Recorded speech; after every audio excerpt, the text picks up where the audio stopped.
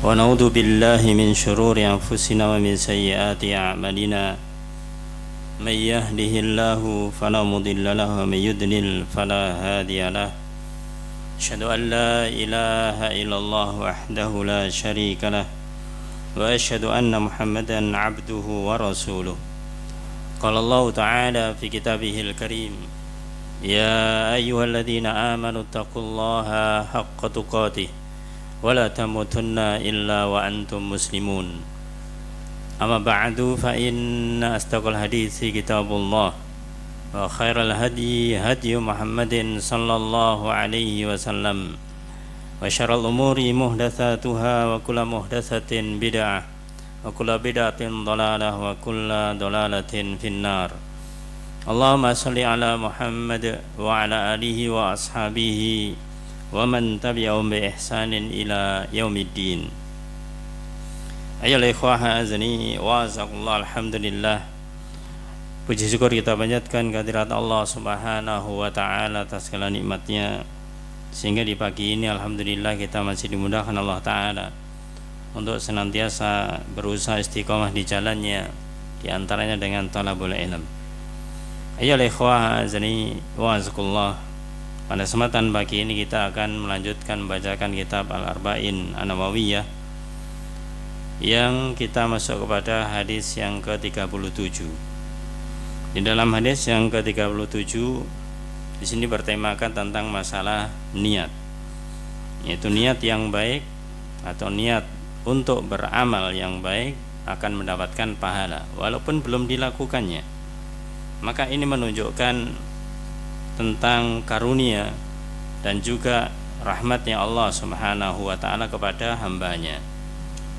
Karena seorang yang dia itu belum melakukan amalan, belum melakukan perbuatan, tapi masih berupa niat saja, itu sudah diberikan pahala kebaikan Allah Subhanahu wa ta'ala. Hadis ini bersumber dari an Ibni Abbasin radhiyallahu anhuma an Rasulillah sallallahu alaihi wasallam fima yarwihi an rabbih tabaraka wa ta'ala qala innallaha katabal hasanati was sayyiati thumma bayyana dhalik faman hamma bi hasanatin falam ya'malha kataballahu indahu hasanatan kamilatan wa in hamma biha fa'amilaha kataballahu azza wa jalla indahu asyra hasanatin ila 700 di'fin ila adafin katsirah wa in hamma bi sayyi'atin falam ya'malha kataballahu indahu hasanatan kamilah wa in hamma biha fa'amilaha kataballahu sayyi'atan wahidatan. Rawahul Bukhari wa Muslim fi sahihaihima. Dari Ibnu Abbas, semoga Allah meridhai keduanya, an Rasulillah sallallahu alaihi wasallam, dari Rasulullah sallallahu alaihi wasallam, fima yarwihi an rabbih, di mana beliau meriwayatkan dari Rabb-nya. Beliau meriwayatkan dari Rabb-nya. Ini adalah tanda atau ciri hadis qudsi. Qala tabaraka wa ta'ala, Allah berfirman, innallaha, sesungguhnya Allah Ta'ala, katabal hasanat, menulis kebaikan, wassayiat, dan keburukan. Summa bayyana dzalika, kemudian menjelaskan tentang hal itu, menjelaskan tentang kebaikan dan menjelaskan tentang keburukan.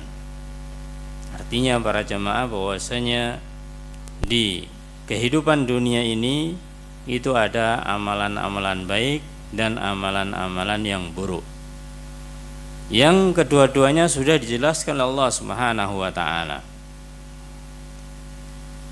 Kemudian disebutkan di dalam riwayat ini, faman hamma bihasanatin, barang siapa memiliki himmah, memiliki keinginan, memiliki niat, memiliki tekad bihasanatin, dengan kebaikan, maksudnya niat untuk berbuat baik. Falam ya'malha, dan dia belum mengamalkannya, baru niat saja. Niat yang baik belum diamalkan, kata Allah, maka Allah akan menuliskan niat yang baik tersebut indahu, di sisinya, di sisi Allah. Jadi yang menuliskan Allah, yang menentukan Allah. Dengan ditulis apa? Hasanatan kamilatan, dengan kebaikan yang sempurna, satu kebaikan yang sempurna, walaupun belum beramal. Wa in hamma biha, kemudian ketika dia punya keinginan, punya niat, punya tekad, fa'amilaha, kemudian niatnya itu ternyata diamalkan, kata Allah azza wa jalla indahu, maka Allah akan menuliskan niat yang baik yang diamalkan oleh seorang hamba ini indahu, di sisi Allah, asyra hasanatin, tidak hanya satu sempurna, tapi dilipat gandakan menjadi 10 kali lipat. Ila, sampai lipat gandaannya sabi'imiati di'fin, sampai 700 kali lipat. Ila adafin katsira, sampai lipatan yang tidak terhingga, yang sangat banyak, tidak bisa terhitung. Inilah kemurahan Allah Ta'ala, kelembutan Allah Ta'ala, karunia Allah Ta'ala. Ketika belum mengamalkan sudah dapat kebaikan, ketika dia amalkan dilipat gandakan. Dan sebaliknya, ya ikhwah azani wa asqullah, disebutkan wa in hamma bisayyi'atin, kalau seorang hamba itu dia berkeinginan, berniat melakukan perbuatan buruk, masih ingin saja, falam ya'malha, dan dia belum mengamalkan perbuatan buruk itu. Artinya belum berarti ya tidak, ya, tidak jadi diamalkan. Jadi ketika punya niatan buruk, ternyata dia tidak jadi mengamalkan perbuatan buruk tersebut. Tidak jadinya dia melakukan perbuatan buruk, kata Allahu indahu hasanatan kamilah, itu Allah Ta'ala ditulis sebagai satu kebaikan yang sempurna. Jadi tidak jadi melakukan perbuatan keburukan, itu kebaikan. Wa in hamma biha, kalau dia ingin melakukan perbuatan buruk, sayyi'ah, fa'amilaha, dan ternyata diwujudkan perbuatan buruk tersebut, kata Allahu sayyi'atan wahidatan, Allah akan menuliskan apa yang diamal itu sebagai sayyi'atan wahidah, satu keburukan, ya, satu keburukan. Kalau tadi kebaikan dilipat gandakan, kalau keburukan tidak, hanya satu keburukan sesuai dengan niat atau keinginan dia.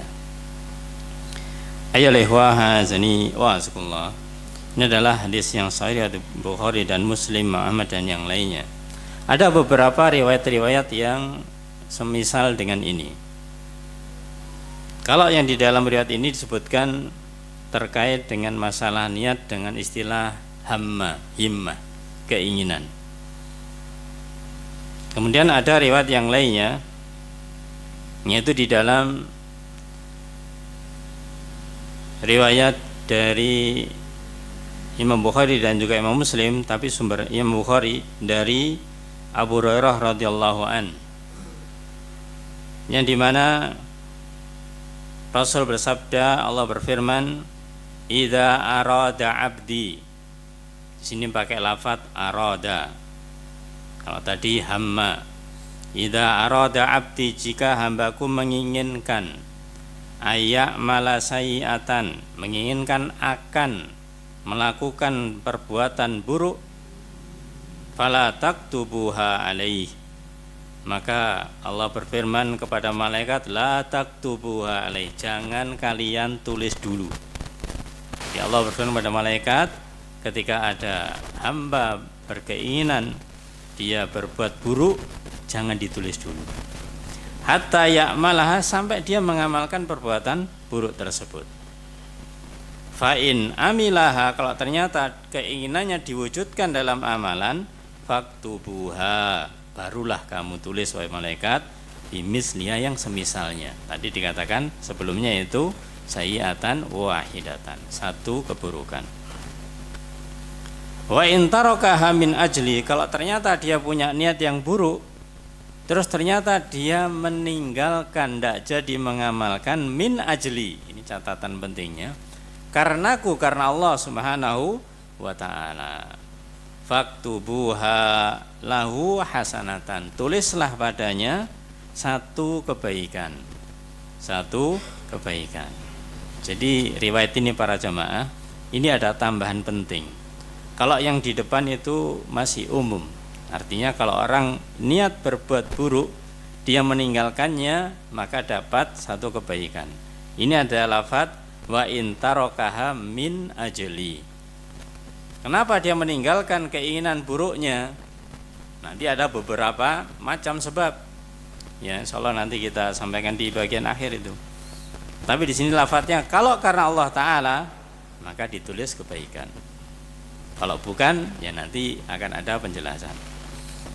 Sebaliknya, wa idza arada ayya'mala hasanatan, kalau ada hambaku dia menginginkan berbuat kebaikan, falam ya'malha, dan dia belum mengamalkannya, faktubuha lahu, maka para malaikat tulislah kepadanya atau kepadanya, baginya, hasanatan, satu kebaikan. Fa in amilaha, kalau ternyata dia sudah niat baik dan diamalkan, faktubuha lahu, tulis ya oleh kalian para malaikat atas hambaku itu bi asyri amsaliha ila sabi mi'atin, yaitu 10 kali lipat sampai 700 kali lipat. Ini yang berbeda para jamaah. Lafadznya yang pertama adalah dengan lafadz aroda, keinginan juga, maknanya juga niat. Yang kedua tadi meninggalkan karena Allah Ta'ala. Ada lafadz yang ketiga para jamaah tentang masalah hal ini. Hadisnya itu dalam hadis yang diriwayatkan oleh Imam Muslim. Sumbernya sama dari Abu Hurairah radhiyallahu an, yang dimana lafadznya qala Allahu azza wa jalla, Allah azza wa jalla berfirman, idza tahaddatsa abdi, jika seorang hambaku atau jika hambaku tahaddatsa. Tahaddatsa ini biasanya dikatakan yaitu ungkapan fil qalb, ungkapan hati. Ya. Tahaddatsa di sini adalah ungkapan hati atau perkataan hati. Tahaddatsa artinya berbicara. Berbicara maksudnya dia bicara dalam hati. Jika hambaku dia itu mengatakan kepada dirinya sendiri masih di dalam hati, bi ayya'mala hasanatan, akan mengerjakan amalan yang baik, ya, fa ana aktubuha lahu. Di sini lafadznya ana aktubuha, Allah sendiri yang akan mencatatnya, lahu padanya hasanatan, satu kebaikan, malam ya'mal, meskipun dia belum mengamalkannya. Faida amilaha, kalau ternyata dia amalkan kebaikan tersebut, fa ana aktubuha, aku akan tulis kebaikan itu bi asyri amsaliha, dan dilipat gandakan 10 kali lipat. Wa idza tahaddatsa bi ayya'mala sayyi'atan, sebaliknya kalau hambaku ini memiliki keinginan, niatan mengerjakan amalan yang buruk, fa ana aghfiruha lahu, maka aku akan ampuni dia, malam ya'malha, selama dia tidak mengamalkan keinginan buruknya tersebut. Nah, ini lafadznya Allah mengampuni. Fa idza amilaha, kalau ternyata keinginan buruknya itu diamalkan, diwujudkan, fa ana aktubuha lahu bimithliha, maka aku akan tulis padanya yang semisalnya, yaitu satu keburukan. Ini bedanya para jamaah, yaitu pada bagian yang kedua ketika mengerjakan amalan yang buruk, ketika niat amalan buruk tidak dilakukan atau tidak jadi dilakukan, Allah mengampuninya. Istilahnya diampuni. Waqala Rasulullah sallallahu alaihi wasallam, dan dilanjutkan dalam hadis Rasul sallallahu alaihi wasallam, beliau mengatakan qalatil malaikah.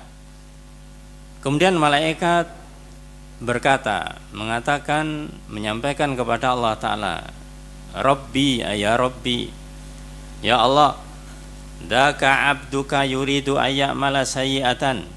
Ini agak diperjelas begitu. Malaikat mengatakan, ya Allah, itu hambamu akan melakukan perbuatan yang buruk. Jadi laporan, ya, malaikat ini laporan kepada Allah, ya Allah, ini hambamu mau mengerjakan perbuatan yang buruk. Ada keterangan di dalam kurung wa huwa absarubi, padahal Allah lebih tahu tentang hambanya. Ini supaya membuat kita itu memahami bagaimanakah alur untuk komunikasi. Memang demikian. Allah jelas lebih tahu daripada malaikat, ya, tapi itu untuk membuat pemahaman yang lebih dalam. Faqala, maka ketika Allah dilapori malaikat ini, Allah berfirman, urkubuhu, maka dekatilah dia.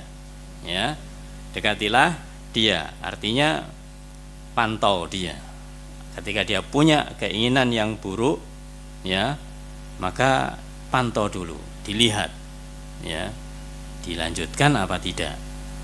Fa in amilaha, kalau ternyata keinginan buruknya itu dilakukan, faktubuha lahu bimisliha, maka catat, ya, catat keburukan itu semisalnya satu keburukan.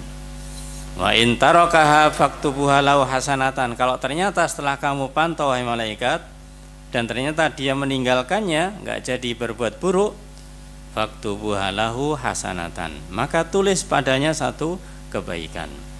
Innama tarakaha min jarraya, karena dia meninggalkannya itu karenaku, karena Allah Subhanahu wa ta'ala.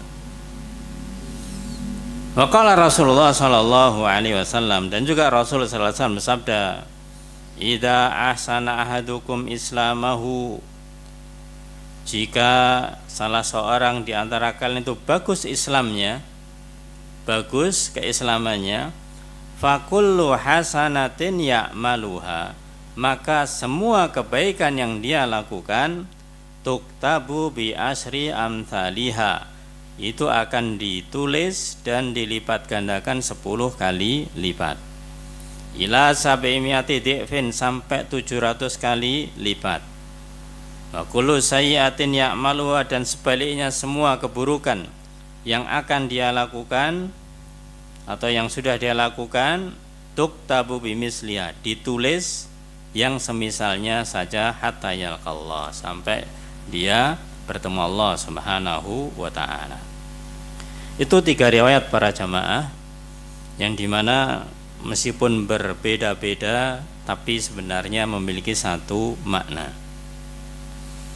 Juga ada tambahan yang ketika kita sering mendengarkan di waktu Ramadan, yang terkait dengan masalah yaitu pahala ini.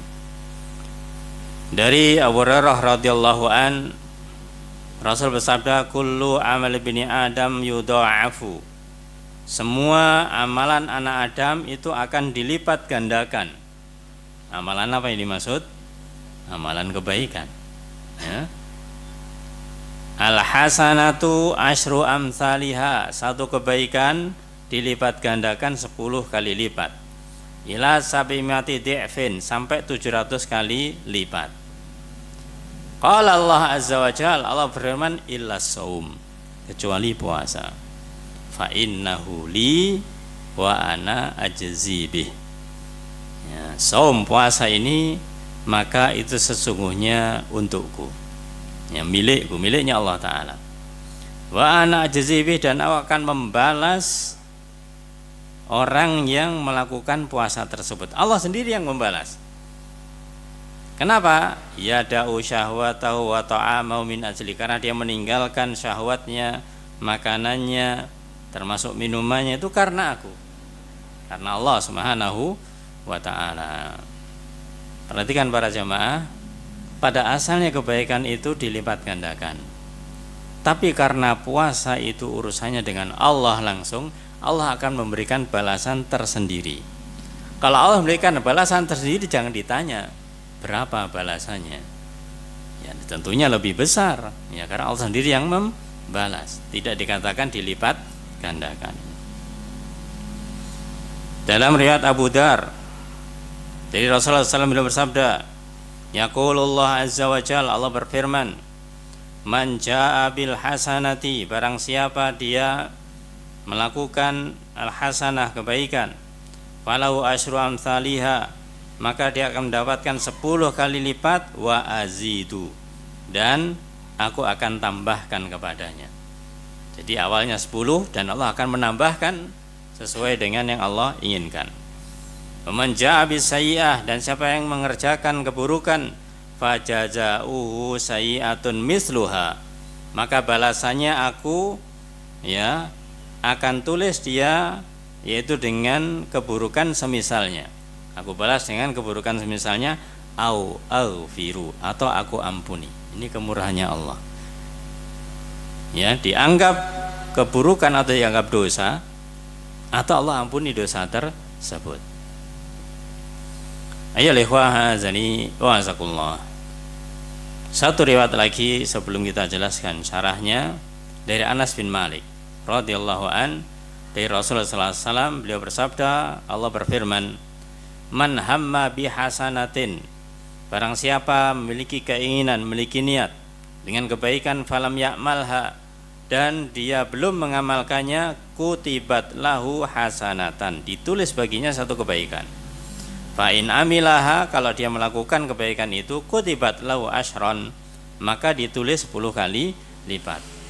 Wa man hamma bisayyi'atin, siapa yang menginginkan, berniat keburukan, falam ya'malha, belum dilakukannya, lam tuktab syai'an, belum ditulis sama sekali. Belum ditulis sama sekali. Fa in amilaha, ketika diamalkan, baru kutibat sayyi'atan wahidah, ditulis satu keburukan. Dari hadis ini para jamaah yang dimuliakan Allah Subhanahu wa taala, maka pada intinya antara kebaikan dan keburukan, maka di sini nanti ada pembahasannya, ada 4 poin. Yang pertama adalah melakukan kebaikan. Yang ketiga melakukan keburukan. Yang kedua melakukan keburukan. Yang ketiga berniat melakukan kebaikan. Yang keempat berniat melakukan keburukan. Ya. Nah, ini nanti kedudukannya bagaimana? Baik. Kita lihat satu persatu para jamaah. Namun sebelum itu, supaya tidak salah paham, sebagaimana di awal kita katakan bahwasanya di dalam hadis ketika dikatakan orang dia itu berbuat baik kemudian akan Allah lipat gandakan atau ditetapkan suatu kebaikan, ini ada kata-kata indahu, di sisi Allah. Yang artinya yang menetapkan adalah Allah Subhanahu wa taala. Ini nanti yang menjadi ketentuan, ya, dikaitkan atau dibandingkan dengan yang namanya keburukan. Baik. Yang pertama ya ikhwah azani wa azakullah, yaitu mengerjakan kebaikan. Mengerjakan kebaikan. Ini artinya dia sudah niat, kemudian niatnya diwujudkan. Kalau sudah niat dan niatnya diwujudkan, berarti dia mendapatkan janji apa? Balasan. Janji balasan dan dilipat gandakan. Balasan dan dilipat gandakan kalau dia mengerjakan kebaikan. Beberapa dalil yang bisa kita lihat para jamaah, di antaranya Allah berfirman dalam surat Al-An'am ayat yang ke-160. Allah berfirman, man jaa bil hasanati, barang siapa dia datang dengan kebaikan, maksudnya melakukan amalan kebaikan, falahu asyru amsalihha, maka dibaginya itu 10 kali lipat, dilipat gandakan 10 kali lipat. Wa man jaa bisayyiati, barang siapa yang dia datang melakukan keburukan, fala yujza, tidaklah dia dibalas illa mislaha, kecuali semisal saja, yaitu satu keburukan. Wahum la yudlamun, dan mereka tidak akan didolimi oleh Allah Ta'ala. Ayyuhal ikhwah azani wa azakumullah. Pelipat gandaan dari Allah Subhanahu wa Ta'ala dari amalan kebaikan, maka ini kembali kepada ketentuan atau kehendaknya Allah Subhanahu wa Ta'ala. Bahasa mudahnya secara teori, ya. Secara teori itu kalau amalan baik, ya, dia dilipat gandakan. Mulai dari 10 kali lipat sampai 700 kali lipat. Dengan bahasa bebasnya juga, mau dilipat gandakan 10, 20, 30, 50, 100, 300, itu terserah Allah Ta'ala. Ya, terserah Allah Subhanahu wa Ta'ala. Karena itu haknya Allah. Haknya Allah. Tapi kita dikatakan 10 sampai 700 ini menunjukkan bagaimanakah ada tingkatan-tingkatan.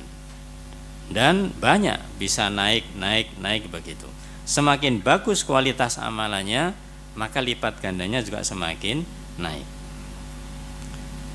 Diibaratkan di dalam ayat yang lainnya para jamaah dalam surat Al-Baqarah 261, yaitu Allah berfirman, masalul ladzina yunfikuna amwalahum fi sabilillah. Permisalan orang yang dia menginfakkan hartanya di jalan Allah Ta'ala, kamasali habbatin, yaitu seperti sebutir biji, ambatat sab'a sanabila fi kulli sumbulatin mi'atu habbah. Ketika seorang itu dia memiliki sebutir biji, maksudnya butir ditanam kemudian berbuah atau tumbuh, ya, maka satu butir ini menumbuhkan 7 tangkai. Setiap tangkai maka kemudian ada 100 biji. Berapa berarti? Nah, sudah sesuai dengan lafaz yang sebelumnya, ya. Wallahu yudhaifu liman yasha, dan Allah itu melipat gandakan bagi yang siapa yang Allah kehendaki. Siapa yang Allah kehendaki. Ini bermakna dari, katakanlah tadi misalkan 10, mau 20, 30 dan seterusnya, itu terserah Allah Ta'ala. Ya, terserah Allah Subhanahu wa Ta'ala. Bukan kita yang menentukan. Kita menyampaikan hadis Rasul sallallahu alaihi wasallam, hadis qudsi semacam ini, maka ini sebagai motivasi kita. Sebagai motivasi pada kita agar kita bersemangat di dalam melakukan amalan dan memperbaiki kualitas. Itu yang penting bersama. Memperbaiki kualitas amalan kita, tidak hanya beramal. Ibaratnya sholat, alhamdulillah kita itu sholat sudah istiqomah, semoga, ya 5 waktu ya harus begitu. Mungkin kita nambahi beberapa sholat sunnah. Maka ketika sudah bisa istiqomah berupa amalan, kita tingkatkan. Apakah amalan sholat kita itu dari hari ke hari bisa lebih bermakna, bisa lebih khusyuk dibandingkan dengan sebelumnya. Maka kita semakin memiliki kekhusyukan di dalam sholat, itu janji pahalanya semakin bertambah. Tapi manusia itu kadang-kadang imannya yazidu wa yanqus. Kadang-kadang naik, kadang-kadang turun begitu. Ketika dia naik, maka bisa dia melakukan kekhusyukan yang banyak. Tapi kadang-kadang ketika turun, kadang-kadang down lagi, ya begitu. Ya, maka hendaklah kita itu senantiasa bahwasanya meningkatkan dan meningkatkan. Apalagi ketika iman turun harus segera ditingkatkan. Jangan sampai ketika turun nanti habis, hilang, naudzubillah. Ya jangan. Yang sudah meningkat aja terus ditingkatkan. Sampai kapan? Sampai mati. Sampai nanti kita, karena kalau bicara masalah kekhusyuan para jamaah, maka ini hampir-hampir tidak ada waktu untuk bisa kita mencapai puncaknya. Artinya harus kita terus lakukan sampai semaksimal mungkin. Ayyuhal azani wa azakullah. Ada sebuah riwayat dari Abu Mas'ud radhiyallahu an, beliau pernah berkata, yaitu ada seorang yang dia itu dengan ontanya yang ada tali kekang itu dihibahkan atau disedekahkan kepada Rasulullah SAW. Datang kepada Rasulullah SAW, onta ini untuk berjuang di jalan Allah. Berarti ini onta yang siap digunakan untuk perang. Berarti ontanya jelas ciri-cirinya bagus, ontanya sehat, ya, karena diberi tali kekang siap untuk maju ke medan perang. Maka ketika beliau mendapatkan ada seorang yang dia itu mensedekahkan, ya, memberikan ontanya untuk berjuang di jalan Allah, apa sabda Rasulullah SAW? Maka beliau mengatakan, pada hari kiamat nanti engkau berhak mendapatkan onta sebanyak 700 ekor. Ya, Rasul mengatakan karena dia memberikan kebaikan berupa sedekah onta satu, dia berhak untuk mendapatkan 700 ekor beserta tali kekangnya juga, sesuai dengan amalan dia, yaitu sedekah onta dan ada tali kekang.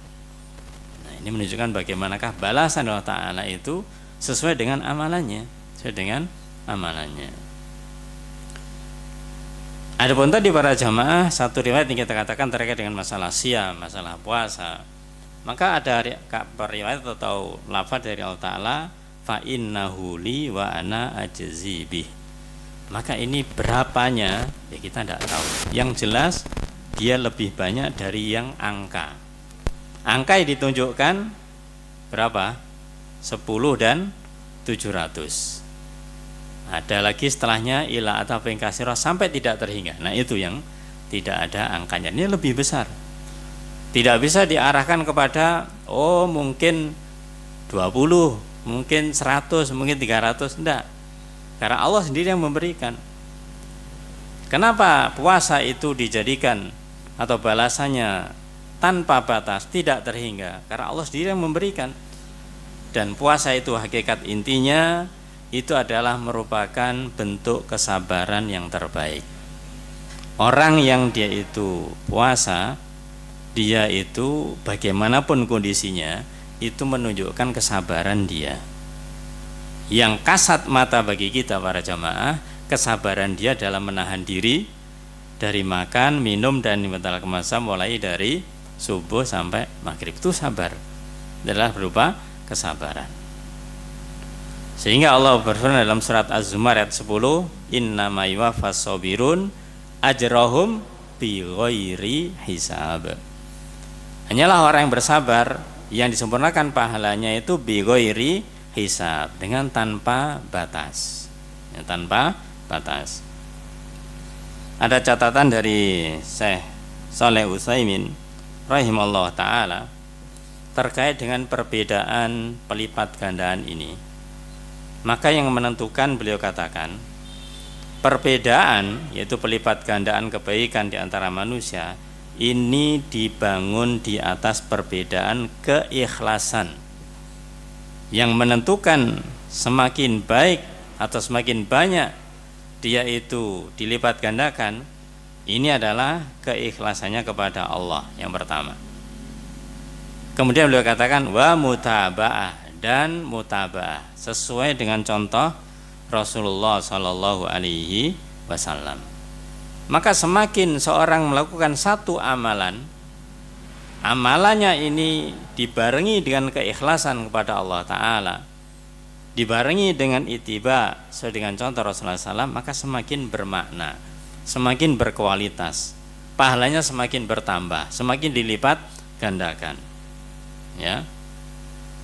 Maka sebaliknya, meskipun orang melakukan amalan sebanyak apapun, tapi keikhlasannya itu tidak ada, ya, apalagi tidak sesuai dengan contoh Rasulullah SAW, bisa jadi malah berubah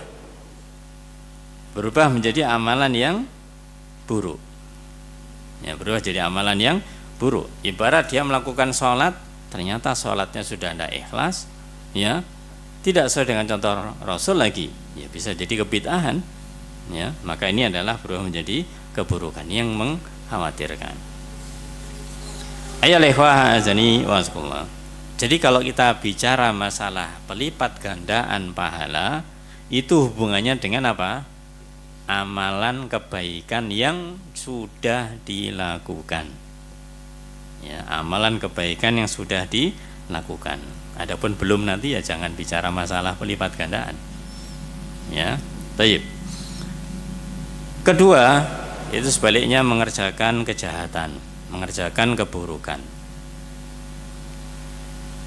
Tadi di dalam ayat Allah Subhanahu wa taala sudah kita nukil surat Al-An'am ayat ke-160, man jaa'a bisayyi'ah fala yujza illa mithlaha. Barang siapa yang dia itu berbuat keburukan, kejahatan, ya, maka kemudian tidaklah dia dibalas kecuali ketika dilakukan itu balasannya semisalnya. Wa hum la yudlamun, dan mereka tidaklah didolimi. Dari sini ya ikhwah azani wa azakumullah. Pada asalnya ketika seorang berbuat satu keburukan, ya, berbuat satu kejelekan, itu ditulis satu keburukan juga. Pada asalnya demikian. Tidak ada juga namanya dilipat gandakan, kecuali ada kecualinya, ya. Kecuali apa?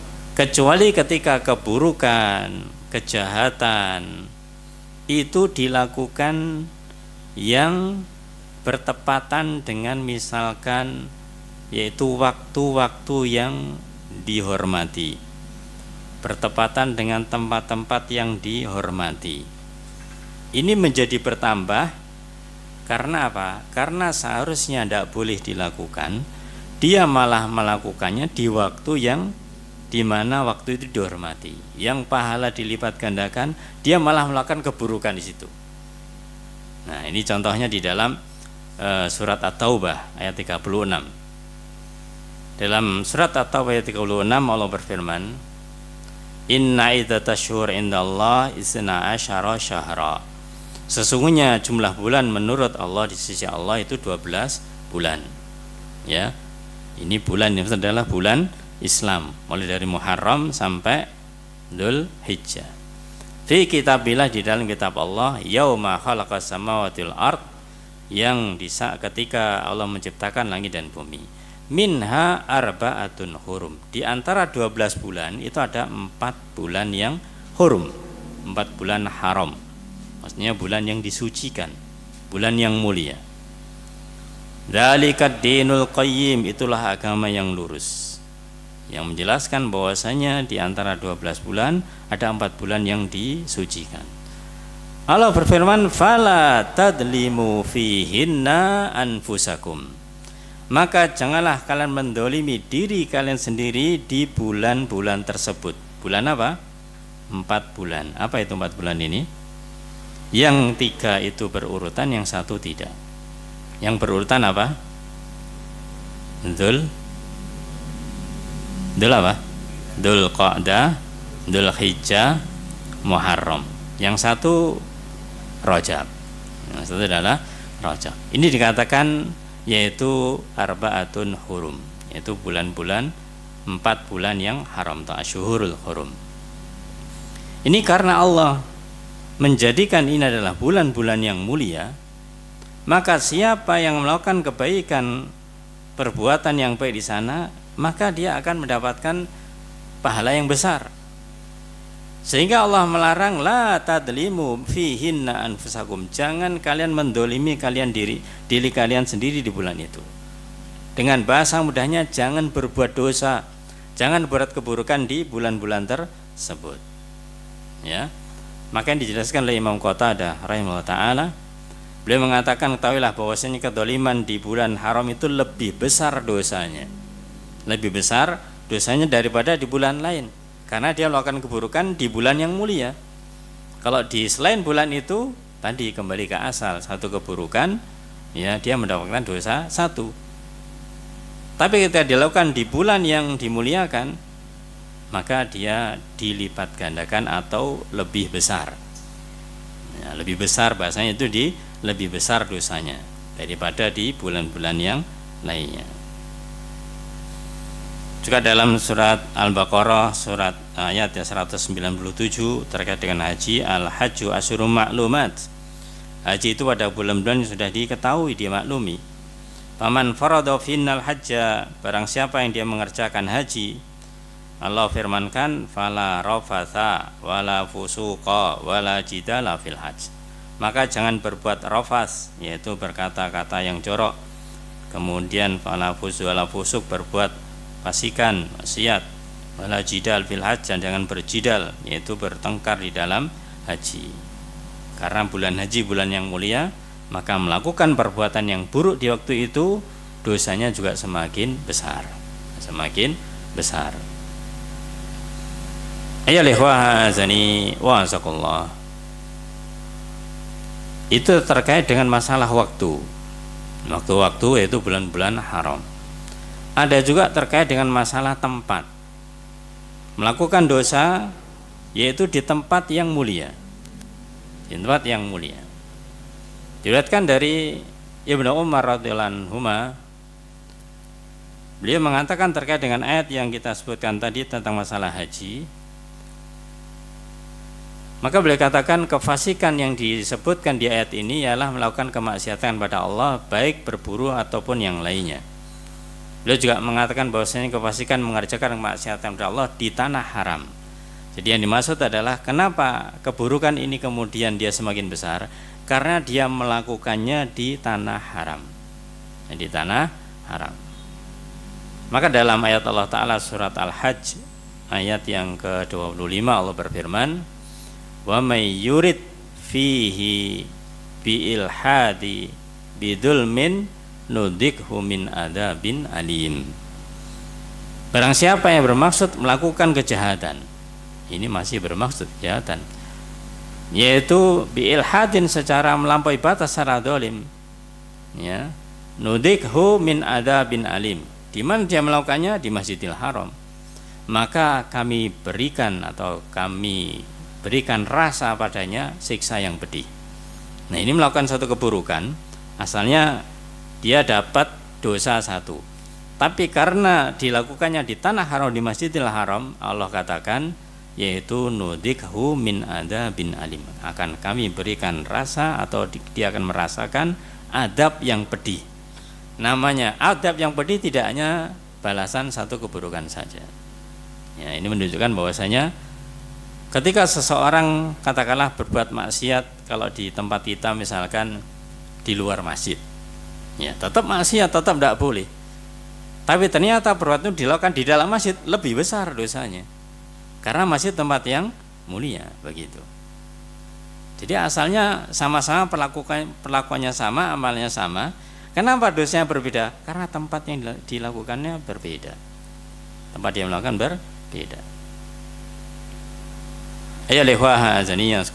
Maka dikatakan ada beberapa sahabat itu yang mereka itu menghindar untuk tinggal di tanah haram, ya, di tanah haram, di Mekah maksudnya.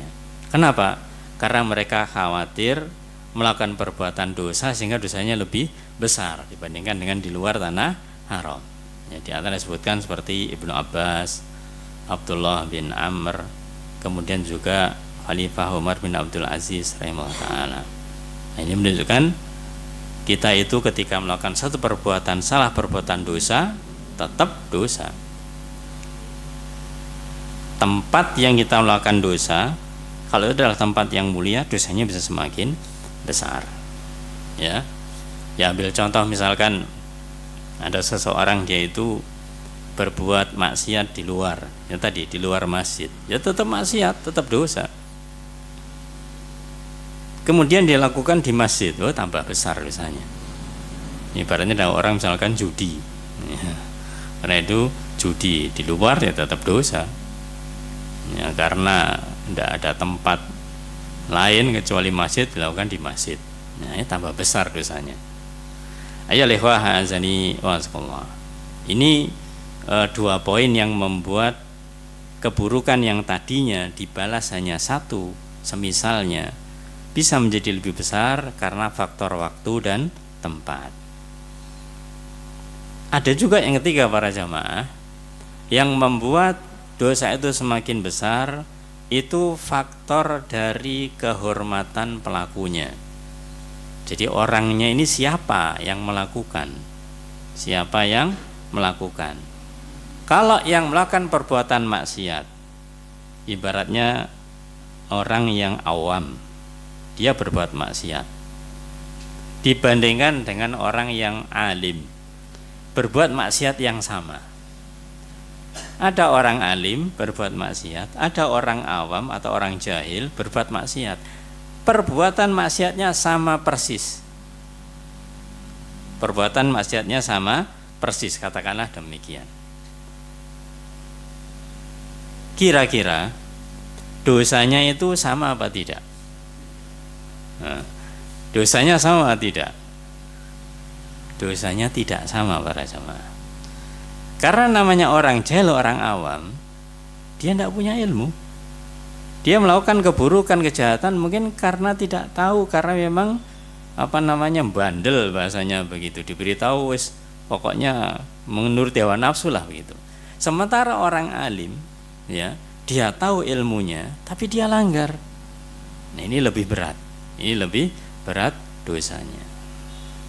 Ya, maka dari itu para jamaah, meskipun amalannya persis katakanlah demikian, sama-sama amalan yang enggak benar, amalan yang menimbulkan dosa, tapi ternyata beda, yaitu bisa jadi tergantung kepada pelakunya. Kalau yang melakukan adalah orang-orang yang dia itu memiliki ilmu, maka dosanya lebih besar karena dia seharusnya tahu itu dan dia harus menghindari hal itu, ya. Bahkan di dalam beberapa ayat Allah Ta'ala disebutkan ini diarahkan kepada, yaitu istri-istri para istrinya Nabi Sallallahu Alaihi Wasallam. Di antaranya disebutkan di dalam surat Al-Ahzab ayat 30 sampai 32. Disebutkan di dalam ayat itu, ya nisa an-nabi, wahai istri-istrinya Nabi. Ini berarti Nabi secara umum. Man ya'ti minkunna bi fahishatin, barang siapa di antara kalian itu mengerjakan fahisyah, perbuatan yang keji, mubayyinah yang jelas, mengerjakan perbuatan yang buruk, keji yang jelas, yudha'af laha al-adabu di'fain. Allah firmankan, yaitu niscaya adabnya akan dilipat gandakan 2 kali lipat.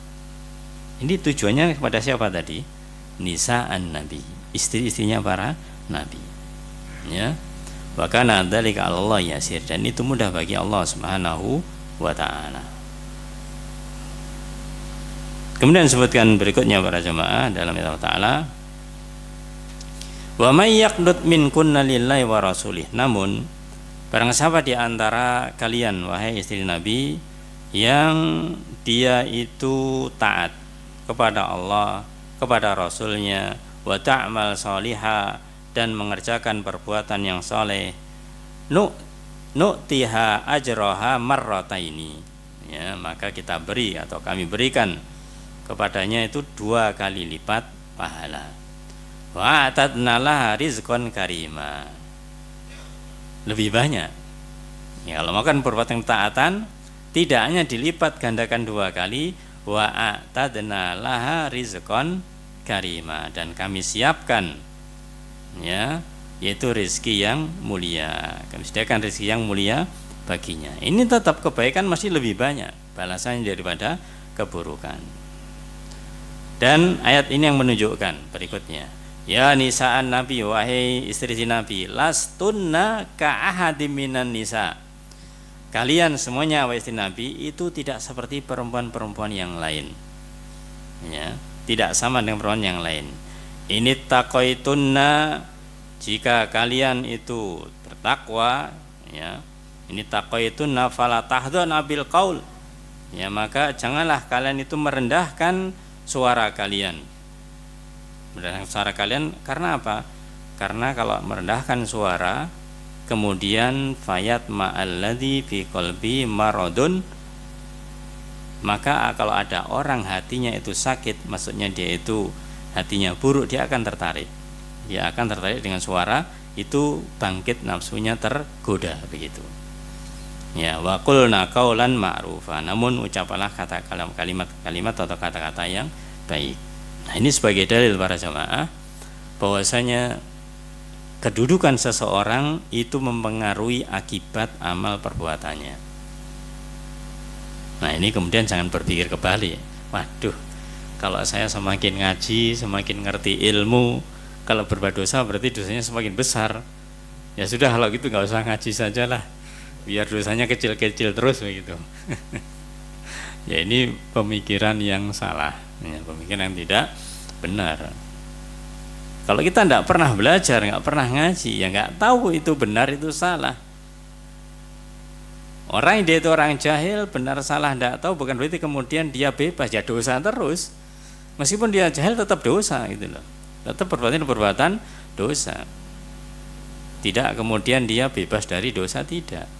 Ya, ibaratnya ketika dia tidak paham melakukan keburukan satu, begitu diulang-ulang ya bertumpuk, lama-lama menjadi banyak gitu. Ayyalihwahazani wazakullah. Nah, itu pembahasan yang terkait dengan perbuatan baik dan perbuatan buruk. Sekarang yang ketiga, niat. Ya, niat berbuat kebaikan. Ini sebenarnya sudah kita bahas terkait dengan masalah pelipatan keadaan amal. Yang ketiga para jamaah, yaitu berniat mengamalkan kebaikan. Masih berniat saja. Maka sudah kita katakan di awal bahwasanya orang-orang yang dia punya niat berbuat baik, ya, meskipun belum dilakukan maka dia mendapatkan pahala. Nah, sedikit mungkin menambahkan, di dalam lafadz-lafadz niat tadi itu ada namanya lafadznya berupa hamma, himmah, ada berupa aroda, keinginan, ada namanya tahaddasa, ya, yaitu ungkapan hati atau keinginan hati. Ini sebenarnya ketika kita maknai secara umum sama, semuanya niat. Namun kalau ingin kita bedakan, itu biasanya ada 3 lafadz yang biasa dipakai. Yang pertama adalah hammun atau himmah, kemudian azmun atau azam, ya, kemudian niat, yaitu niat. Jadi ada 3, niat, tekad, terus keinginan. Kalau bahasa Indonesianya itu, ya, ada niat, tekad, keinginan. Ini mana yang lebih dalam atau tingkatannya bagaimana? Ya, tingkatannya bahwasanya yang paling awal adalah keinginan. Entah itu namanya iradah atau namanya himmah. Artinya kalau orang punya keinginan ini masih bahasanya masih panjang, masih jauh. Misalkan kita tanya kepada seseorang, kamu punya keinginan apa? Saya pengen jadi orang sukses. Pengen jadi orang sukses. Terus apa yang dilakukan? Ya, masih jauh, ya, masih lama begitu. Ini masih jauh. Kemudian ditanya lebih detail, ya, kamu pengen jadi orang sukses dalam masalah apa? Oh, ternyata dia pengen sukses jadi seorang ustadz. Nah, misalkan demikian. Bukan seorang dokter, seorang pengusaha, enggak. Seorang ustadz misalkan. Maka ketika dia itu menjadi seorang ustadz, maka dia punya tekad untuk bisa mewujudkannya, yaitu dia kemudian pengen, kalau masih anak-anak pengen mondok, ya, pengen mondok. Nah, ketika dia itu kemudian punya tekad pengen mondok, itu berarti lebih daripada keinginan, karena sudah menuju kepada cita-citanya atau keinginannya.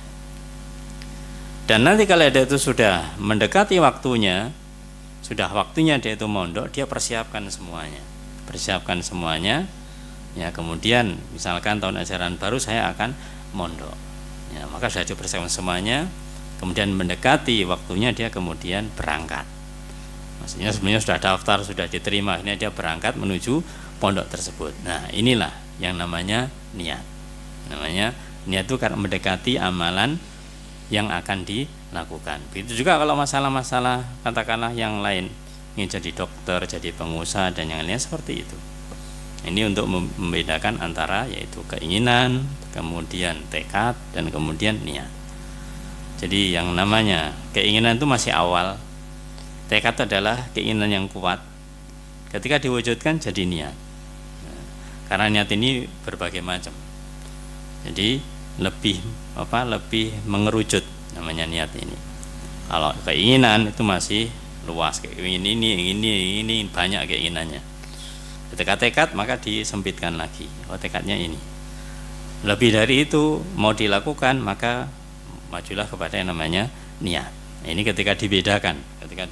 Adapun kalau tidak ya semuanya sama. Entah itu himmah, entah itu azimah atau azam ya, atau mungkin itu hadas, itu adalah merupakan niat semuanya. Baik. Ayyuhal azani wasqullah. Terkait dengan yang ketiga itu berniat mengamalkan kebaikan, maka jika niat itu disertai dengan perkata dan usaha, jadi dia itu ketika berniat kemudian dia meskipun belum melakukan amalan secara fisik, tapi dia mungkin mengatakannya, saya pengen demikian, saya pengen mondok, saya pengen belajar, saya pengen ini. Itu perkataannya sudah diungkapkan, tapi belum dia lakukan, secara amalan. Maka ini sudah termasuk niat. Ya. Ternyata nanti ketika dilakukannya, kok ternyata nggak jadi, karena sebab ini, sebab itu. Nah, niat yang sudah dikatakan, yang diungkapkan, kemudian dia tidak jadi karena ada udzur syar'i, gampanglah demikian, itu tertulis sebagai satu kebaikan. Nah, disinilah para jamaah kita katakan, kalau kita bicara tentang masalah niat, ya, berbuat kebaikan ini, maka ini hubungannya adalah dengan kebaikan yang tidak dikaitkan dengan pelipat gandaan. Kalau pelipat gandaan itu amalan yang sudah niat yang sudah dilakukan berbentuk amalan. Okay. Ada sebuah hadis yang agak panjang para jamaah, ini perlu kita ketahui, dan dari sinilah nanti kita akan memahami. Sebuah hadis riwayat dari Abu Kabsyah dari Rasulullah sallallahu alaihi wasallam, di dalam hadis riwayat Imam Ahmad, Imam Tirmidzi, Ibnu Majah, Imam Baihaqi dan juga Imam At-Tabari. Maka disebutkan di dalam riwayat itu Rasul bersabda, innamad dunya li arba'ati nafarin. Sesungguhnya dunia ini diberikan kepada 4 golongan orang. Ya, dunia ini bicara tentang masalah dunia itu diberikan untuk 4 orang golongan. Yang pertama, abdin, seorang hamba, razaqahullahu malan wa ilman. Allah memberikan kepada seorang hamba yang Allah beri rezeki padanya, yaitu malan wa ilman. Diberikan harta dan ilmu. Dia punya harta, dia punya ilmu. Dengan harta dan ilmunya ini, fahuwa yattaqi fi rabbahu, maka dia bertakwa kepada Allah Ta'ala, ya, Rabbahu kepada Rabbnya, kepada Allah Ta'ala. Wa yasilu fi rahimah, dia selain bertakwa menyambung tali silaturahim. Wa ya'lamu, dan dia mengetahui lillahi fi haqqa, Allah punya hak yang harus ditunaikan, ya. Jadi ya intinya dengan harta dan keilmuannya dia bertakwa, melakukan apa yang Allah perintahkan dan menjauhi larangannya. Fahada bi afdolil manazil, ini adalah kedudukan yang paling tinggi, kedudukan yang paling tinggi di sisi Allah Subhanahu wa ta'ala. Punya harta, punya ilmu, diamalkan di jalan yang baik. Ini kelompok orang yang pertama. Wa abdin, kelompok yang kedua para jemaah, razaqahullahu ilman walam yarzukhu malan. Allah berikan kepada seorang hamba ini rizki berupa ilmu, tapi tidak diberikan harta. Diberi ilmu tapi tidak diberi harta, ya bahasa kasarnya mungkin miskin. Ya mungkin miskin, orangnya punya ilmu tapi miskin. Fahuwa shadiqun niyah, maka dengan kebenaran niatnya, dengan kejujuran niatnya, yaqul, dia mengatakan, tadi katakan kalau dia sudah mengatakan, apa yang dikatakan? Lau anna li malan, kalau sekiranya aku punya harta, la amiltu bi amali fulan, aku akan mengamalkan seperti amalannya fulan. Artinya amalannya fulan, ada fulan yang dia itu dengan hartanya bersedekah, berinfak, ya. Dia punya niatan kalau punya harta akan melakukan seperti itu. Karena dia punya ilmu bahwasanya harta ini ada hak orang lain. Entah itu berupa zakat, infak dan sedekah. Maka dia ketika mengatakan bahwasanya kalau saya punya harta aku akan seperti fulan, yaitu fulan yang infak, sedekah, ya, zakat itu dikeluarkan. Maka dikatakan Rasulullah SAW, fahuwa biniyatihi, maka orang yang seperti ini punya ilmu tidak punya harta dengan niat yang benar, fa ajruha sawa, maka pahalanya sama. Pahala siapa dan siapa? Pahala orang yang niat ini dengan pahala orang yang sudah melakukannya. Orang yang sudah melakukannya pahalanya sama. Pahalanya sama. Pahalanya sama. Nah, ini pahala apa para jamaah? Pahala di dalam melakukan amalan. Jadi amalannya apakah itu sedekah, apakah itu infak atau misalkan berzakat, ya. Itu pahalanya sama. Yang beda tadi adalah masalah lipat ganda. Jadi dikatakan bahwasanya fa ajruha sawa, pahalanya sama. Ini maksudnya adalah keduanya sama-sama di dalam masalah asal usul pahala perbuatan. Sedekah berpahala, zakat berpahala, infak berpahala. Ini baik dilakukan yang sudah mengamalkan ataupun yang belum mengamalkan, selama yang belum ini memang niatnya kuat. Ya, niatnya kuat, ya, maka pahalanya sama. Tapi masalah dilipat gandakan yang diberikan kepada siapa? Yang sudah mengamalkannya. Itu yang membedakan demikian. Ini kelompok orang yang kedua. Punya ilmu, tidak punya harta, niat melakukan atau beramal, niat melakukan amal berupa sedekah, zakat atau infak dengan hartanya. Maka pahalanya sama, ini berupa kebaikan. Yang ketiga, wa abdin razaqahullahu malan, seorang hamba dia diberi rezeki Allah Ta'ala berupa harta, walam yarzuqhu ilman, dan tidak diberi rezeki ilmu. Kira-kira gimana para jemaah?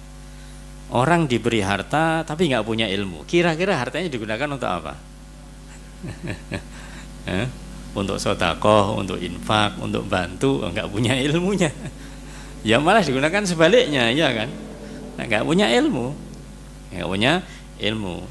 Fahuwa yahbitu fi malih, maka dia kemudian yaitu menghabiskan hartanya atau dia itu mengeluarkan hartanya, menggunakan hartanya itu bi ghairi ilmin, tanpa ilmu, ya, tanpa ilmu. La yattaqi fihi rabbah, dia tidak bertakwa kepada Allah Ta'ala, ya, tidak mau menggunakan hartanya untuk infak, sedekah, zakat. Wala yasilu fi rahimah, tidak menyambung tali silaturahmin, membantu saudaranya, ya. Wala ya'lamu lillahi fi haqqa, dan tidak tahu hak-haknya Allah. Maka ini kebalikan dari kelompok yang pertama. Fahada bi akhbathil manazil, ini kondisi kedudukan yang paling rendah, yang paling buruk. Punya harta nggak punya ilmu, akhirnya sudah semaunya sendiri, ya, semaunya sendiri. Nah, sekarang tinggal yang keempat. Bagaimanakah yang keempat?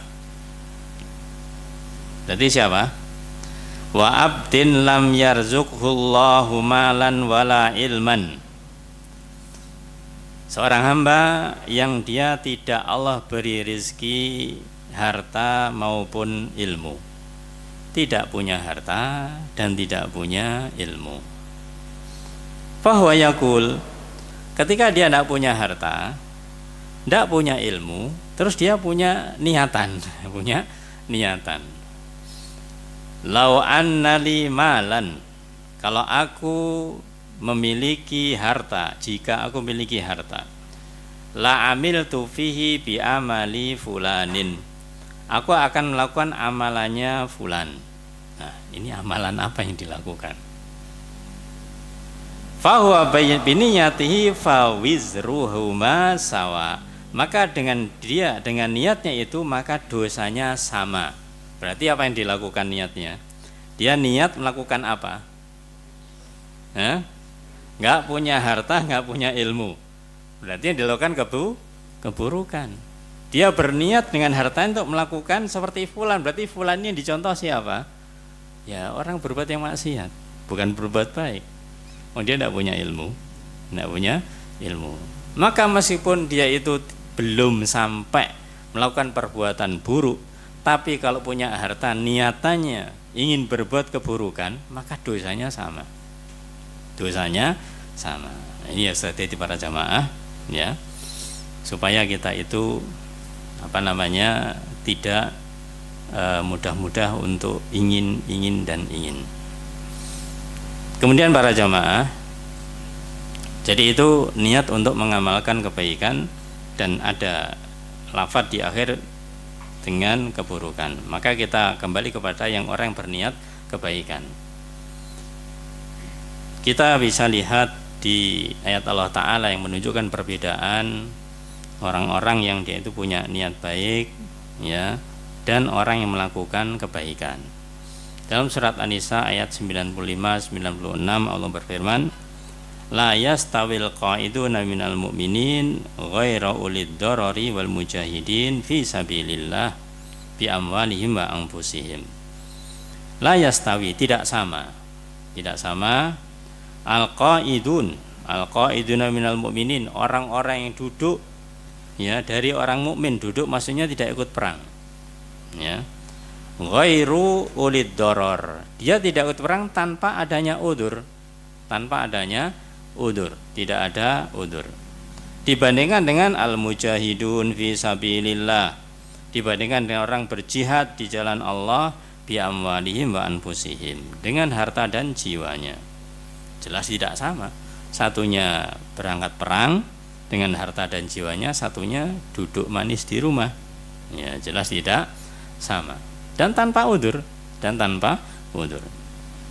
Faddalallahu al-mujahidin bi amwalihim wa anfusihim, jelas Allah akan melipat gandakan atau Allah memberikan karunia, melebihkan kepada orang-orang yang mereka berjihad di jalan Allah Ta'ala darajah, yaitu derajatnya akan diberikan keutamaan atau ditinggikan.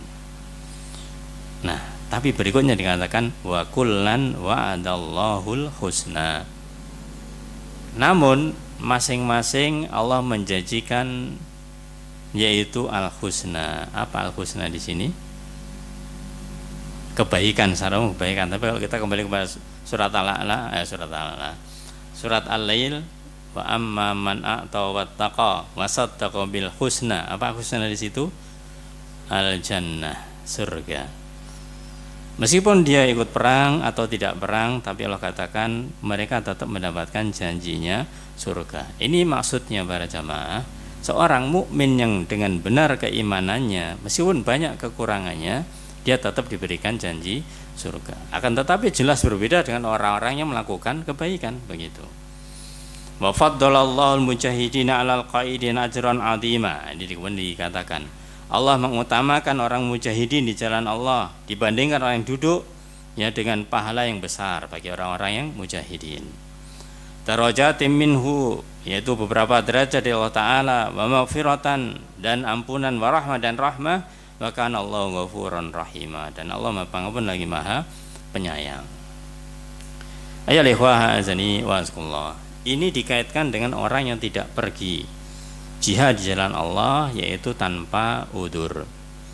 Maka kalau orang dia itu sebenarnya pengen, berangkat jihad di jalan Allah, tapi kemudian dia itu udzur, ya, dia itu udzur, maka dia sudah mendapatkan pahala dengan niat untuk jihad di jalan Allah. Adapun ini yang tidak ada udzur tidak dapat pahala, tidak dapat pahala. Jadi bedanya di situ, sama-sama nggak berangkat perang, yang satu ada udzur, yang satu tidak. Yang ada udzur, ya, maka dia ketika berniat ingin berangkat perang dapat pahala. Yang tidak ada udzur, ya, tidak udzur seharusnya berangkat begitu. Ya, maka dia tidak ada alasan untuk misalkan saya bisa saya berangkat, ya berangkat aja, kenapa tidak berangkat gitu. Dia tidak mendapatkan kebaikan. Ayo ikhwah zani wa'azakumullah. Kemudian bagian yang terakhir, mengerjakan kebaikan sudah, mengerjakan keburukan sudah, berniat mengerjakan kebaikan sudah. Sekarang berniat mengerjakan keburukan, ya, kejelekan atau kesalahan. Nah, ini yang agak tafsil, agak dirinci pada zaman. Baik. Untuk memerincinya kita langsung simpulkan aja bahwasanya ketika ada seseorang itu berniat untuk mengerjakan keburukan, maka di dalam hadis sudah dikatakan kalau dia punya niat kemudian tidak jadi dilakukan keburukan tersebut, maka dia malah justru mendapatkan amalan kebaikan. Kalau ternyata dilakukan mendapatkan satu keburukan. Syekh Utsaimin beliau menjelaskan tentang masalah bab ini.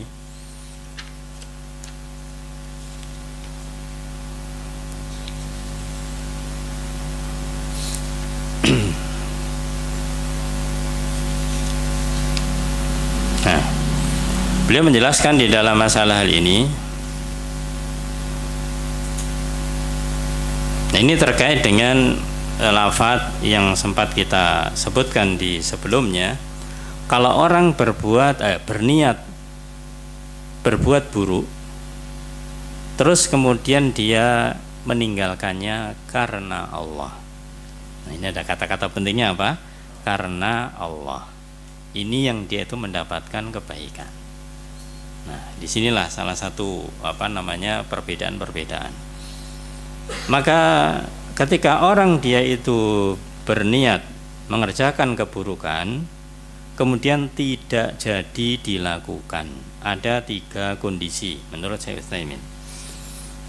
Yang pertama, yaitu ayyuhawila fi'laha wa yas'a fihi. Ada orang dia itu niat berbuat buruk dan dia berusaha untuk mewujudkan keburukan tersebut. Ya, dia berusaha untuk mewujudkan keburukan tersebut. Wa yas'a fi, dan dia berusaha untuk bisa mewujudkan keburukan tersebut. Walakin akan tapi lam yudrikhu, tapi dia tidak bisa mewujudkan keburukan tersebut. Ya, karena terhalang sesuatu. Ya, ibaratnya mau pergi suatu tempat yang di sana adalah tempat maksiat. Dia sudah pesan tiket bahasanya dan dia sudah siap. Ternyata transportasinya pending, nggak jadi. Ya, nggak jadi berangkat. Ya, dia nggak jadi berangkat. Bukan ditunda, ya, ditunda tapi nggak tahu waktunya kapan. Ini nggak jadi berangkat. Bagaimana ini? Dia meninggalkan perbuatan itu. Maka dikatakan fahada yuktabu alaihi wizrun as-sayyi'ah kamilah. Maka dia tertulis berupa dosa keburukan yang sempurna. Karena apa? Karena sudah ada upaya, ada usaha, bahkan bahasanya sudah ngomong ke teman-temannya. Saya ya pekan depan akan ke sana, akan berlibur, akan refreshing, akan menikmati dunia ini. Menikmati dunia ini. Sudah, ya, sementara tinggalkan yang lain. Pokoknya ingin menikmati dunia. Tempat maksiat yang mau dituju. Maka qadar Allah ternyata nggak jadi berangkat. Ditanya temannya, kenapa nggak jadi? Waduh, nah ini penerbangannya nggak jadi, atau kendaraannya nggak jadi. Ini dia sudah dosa. Padahal meninggalkannya loh ya. Padahal dia meninggalkannya. Tapi meninggalkannya bukan karena Allah, karena terpaksa. Ini berarti tetap dosa. Kemudian yang kedua para jamaah, yaitu ayyahumma biha summa ya'sifu anha. Ada orang dia itu punya keinginan melakukan perbuatan buruk, melakukan perbuatan yang buruk.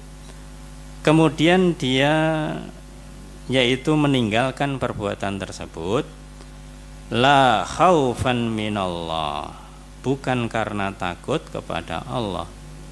Bukan karena takut kepada Allah. Di riwayat di buku ini ada dua, yaitu bukan karena takut kepada Allah, dan yaitu berarti takut kepada manusia, atau mungkin karena riya, ya. Walakin lianna nafsahu azifat, tapi karena dirinya ini sudah azifat, yaitu bosan, ya, sudah jemu. Bisa jadi dia itu sudah biasa melakukan perbuatan itu bolak-balik. Akhirnya dia sudah bosan melakukan perbuatan tersebut. Suatu saat muncul keinginan, pengen lagi. Tapi dipikir-pikir bosan lah, paling-paling juga gitu aja. Nah, ini bagaimana hukumnya? Dapat pahala apa tetap dapat dosa? Dapat pahala atau dapat dosa? Dia sudah biasa. Ya. Maka itu sebenarnya dirinci, ya. Syekh Utsaimin mengatakan di sini la yuktabu lahu wala alaih. Kalau memang dia itu bahasanya sudah tahu akibatnya itu tidak ada manfaatnya, kemudian muncul keinginannya, tapi ternyata dia nggak jadi, ya paling-paling juga gitu-gitu aja, nggak ada ini, maka beliau katakan la yuktabu lahu wala alaih. Dia tidak dapat dosa, tidak dapat pahala. Ya, tidak dapat dosa, tidak dapat pahala. Impas bahasanya demikian. Tapi di dalam penjelasan yang lainnya, ya, terkait dengan masalah yang kedua ini, kalau memang niatnya itu salah, dia niatnya salah, yaitu dia meninggalkan karena takut dengan manusia, mau berangkat, ya, ketahuan orang tuanya, ketahuan kakaknya, akhirnya nggak jadi. Nah, ini karena takut manusia, berarti dia tetap dosa.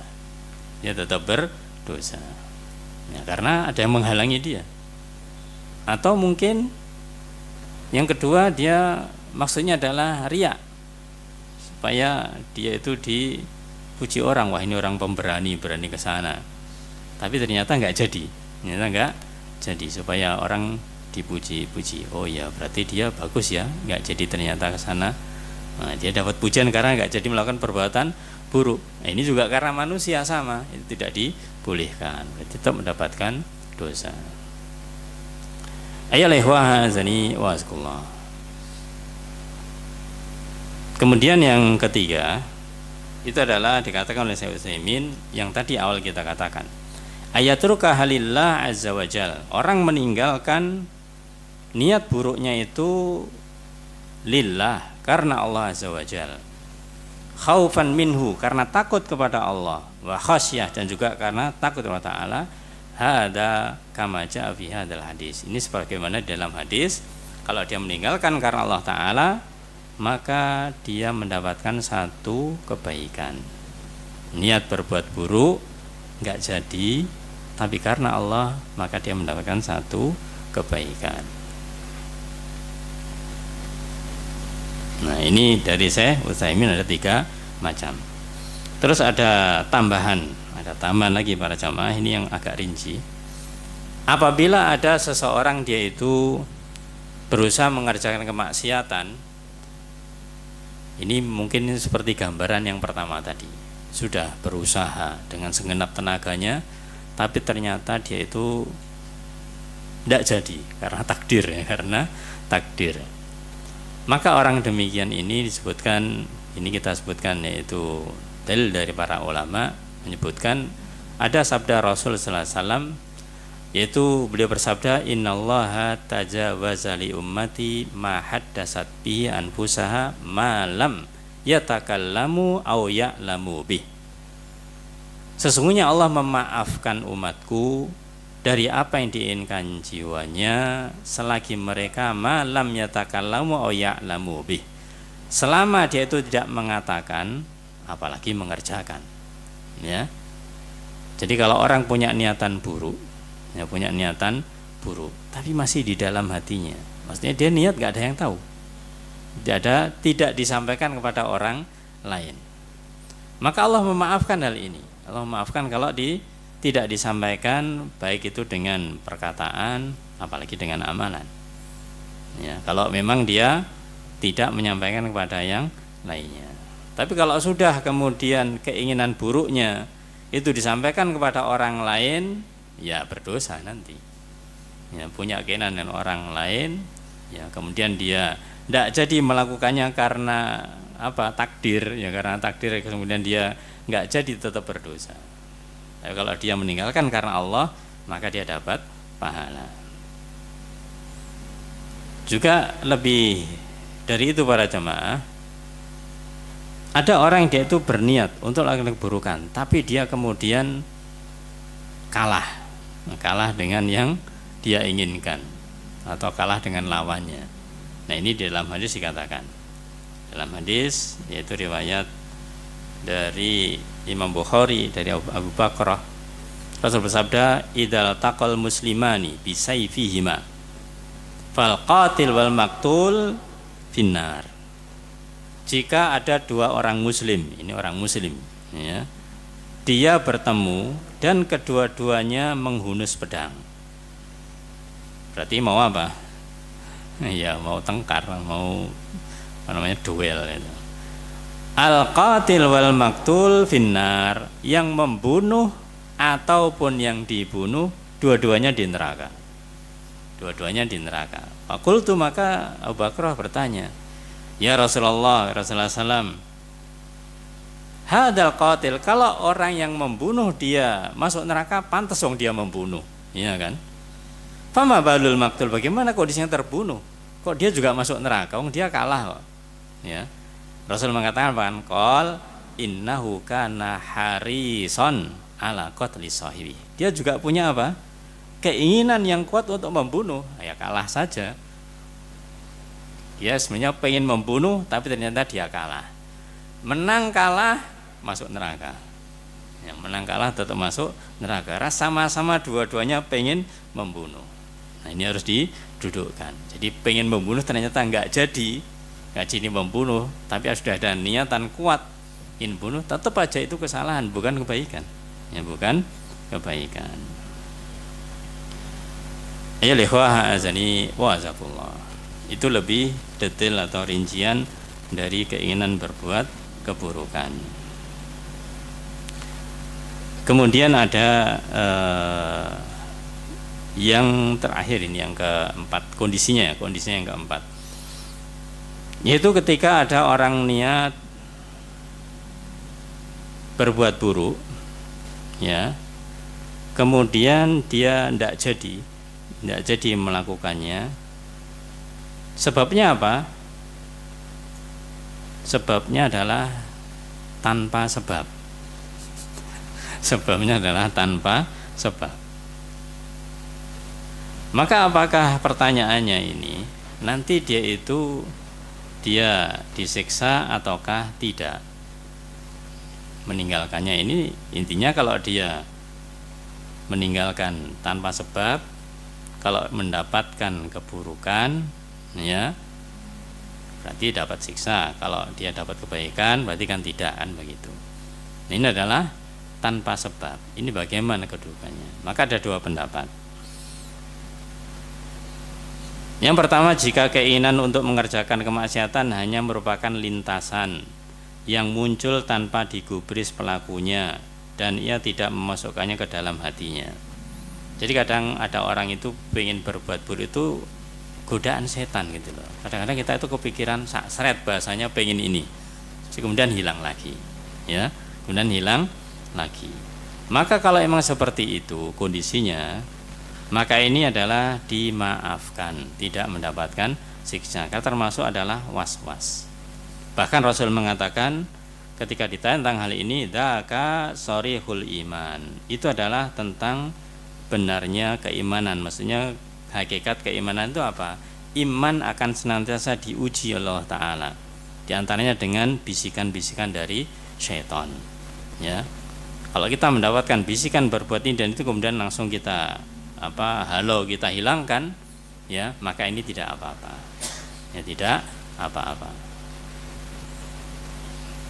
Maka ayatnya dalam surat Al-Baqarah 284, Al-Baqarah 284, Allah berfirman, wa in tubdu ma fi anfusikum aw tukhfuhu yuhasibukum bihillah. Jika kalian yaitu menampakkan, menyatakan apa yang ada dalam hati kalian, aw tukhfuhu, atau kamu sembunyikan, yuhasibukum bihillah, Allah akan tetap memperhitungkan tentang perbuatanmu itu, baik yang kita tampakkan ataupun yang tidak. Wa yaghfiru liman yasha, Allah mengampuni yang Allah kehendaki, wa yu'adzibu may yasha, dan Allah mengadab siapa yang Allah kehendaki, karena Allah tahu isi hati kita, Allah mengerti isi hati kita. Nah, maka di sini para jamaah menunjukkan bahwasanya kalau kita terlintas di dalam hati kita itu pengen ini dan pengen itu, segera hilangkan, ya segera hilangkan. Maka itu kadang-kadang tidak bisa dihindari. Makanya dalam doa kita berdoa dalam petikan surat Al-Baqarah juga 286, Rabbana la tuhammilna ma la taqata lana bih. Ya Allah, janganlah Engkau bebankan, pikulkan kepada kami sesuatu yang kami tidak mampu. Ya, tidak mampu diantaranya tahu-tahu ada pikiran seret pengen ini, ya, kemudian tahu-tahu hilang, ya. Maksudnya kita menghilangkannya, tidak diteruskan. Jadi teruskan. Maka ini kita minta ampun kepada Allah Subhanahu wa ta'ala. Jadi ada keinginan buruk kemudian hilang tanpa sebab. Tanpa sebab artinya ya karena itu lintasan saja, maka ini tidak mendapatkan siksa. Hilang bukan berarti kemudian sengaja untuk dihilangkan, nah, beda ya. Hilang tadi itu lintasan kemudian hilang. Kalau yang asalnya hadis punya keinginan enggak jadi karena Allah, itu ada kesengajaan. Itu bagian pertama yang menunjukkan kalau misalkan tanpa sebab itu hanya lintasan saja. Tapi bagian yang kedua para jamaah, kalau ternyata melakukan keinginan melakukan perbuatan buruk ini kemudian menjadi sesuatu yang ada dalam jiwa dan bahkan itu berulang-ulang, bukan langsung hilang, berulang-ulang, maka inilah yang nanti termasuk ke dalam dosa, Jadi kalau sudah keinginannya buruk, ya, kemudian sudah beberapa kali dia memang memikir semacam itu, punya keinginan semacam itu, tapi pada akhirnya kemudian tidak jadi menjadi suatu kenyataan. Keinginan buruk inilah, ya, ketika dia hilang begitu saja, tidak ada upaya untuk menghilangkannya dari dia, apalagi dia punya keinginan. Nah, ini yang tidak dibolehkan, artinya akan mendapatkan siksa dari Allah Subhanahu wa ta'ala. Nah, di sini para jemaah, maka terkait dengan siksaan ini sebenarnya ada dua pendapat juga. Ada yang mengatakan dia disiksa karenanya, ada yang mengatakan yaitu tidak, karena kembali ke umuman hadis yang pertama. Keumuman hadis yang pertama bahwasanya pokoknya kalau ada orang terlintas kepikiran niat untuk berbuat buruk terus dia meninggalkannya, jadi mendapat satu kebaikan. Ini yang secara umum demikian. Tapi tafsil atau rincian tadi perlu kita ingatkan bahwasanya tidaklah semua orang yang dia punya niat buruk kemudian dia meninggalkannya pasti mendapatkan satu kebaikan. Tergantung apa? Alasan dia itu meninggalkannya apa. Kalau alasannya karena Allah, itu yang dimaksud. Kalau alasannya selain itu karena karena ya terpaksa, ya karena kesempatannya tidak ada, ya karena macam-macam, ya akhirnya dia meninggalkannya, itu tidak mendapatkan pahala, bahkan mendapatkan keburukan, ya. Wallahu a'lamu bissawab. Itulah para jamaah poin-poin yang kita sebutkan di dalam hadis tersebut, hadis ini. Dan sebelum kita akhiri, maka ada beberapa faidah yang selain yang kita sampaikan, yang ini merupakan faedah hadis dari yang kita sampaikan. Kita pilihkan beberapa faedah yang ada, yaitu di antara faedah yang bisa kita ambil dari hadis yang kita sebutkan, ini menunjukkan bagaimanakah luasnya rahmatnya Allah Ta'ala, karunia-Nya ya kepada hamba, kepada kita semuanya, dimana kalau kebaikan itu dimudahkan Allah Ta'ala, adapun keburukan tidak. Di dalam faedah yang disampaikan oleh Syekh Utsaimin rahimahullah Ta'ala, beliau mengatakan, yaitu anna rahmatallah sabaqat ghadabahu, bahwasanya rahmatnya Allah itu mendahului murkanya. Ya, artinya kalau orang itu dia itu ingin berbuat baik, sudah Allah berikan nilai, berikan pahala, apalagi dilakukannya. Orang berbuat niat berbuat keburukan, ternyata enggak jadi, diberi kebaikan. Ya, diberi kebaikan, ini menunjukkan luasnya rahmatnya Allah Ta'ala. Kemudian juga faedah yang bisa kita ambil dari sini para jamaah, bagaimanakah orang itu ketika dia itu memberikan yaitu semacam peringatan-peringatan, itu hendaklah memberikan metode yang terbaik. Metode terbaik artinya apa? Metode yaitu memberikan semangat untuk beramal kebaikan supaya dapat pahala berlipat ganda. Kalau enggak, ya berniat untuk berbuat baik, tapi niatnya harus niat yang kuat karena sudah kebaikan. Tapi sebaliknya juga harus ditahdir, berikan ancaman, jangan punya niatan-niatan yang buruk. Ya, jangan punya niatan-niatan yang buruk, karena itu akan membuat kalian nanti akan celaka. Tapi diberikan tetap motivasi, kalau kamu punya niat buruk segera ya hilangkan itu. Kalau kamu segera menghilangkan karena Allah, akan dapat kebaikan. Nah, itu adalah suatu cara bagaimanakah kita bisa memberikan semangat kepada orang lain. Kemudian juga yang terakhir para jamaah, yang mungkin ini tambahan saja, bahwasanya di dalam hadis yang kita sebut adalah hadis qudsi. Nah, hadis qudsi itu mirip dengan, yaitu semuanya dari wahyu dari Allah Ta'ala. Maka perbedaannya paling tidak ada beberapa. Yang pertama, yang namanya hadis qudsi itu adalah hadis, kita dibandingkan dengan Al-Quran. Apa bedanya Quran dengan hadis qudsi?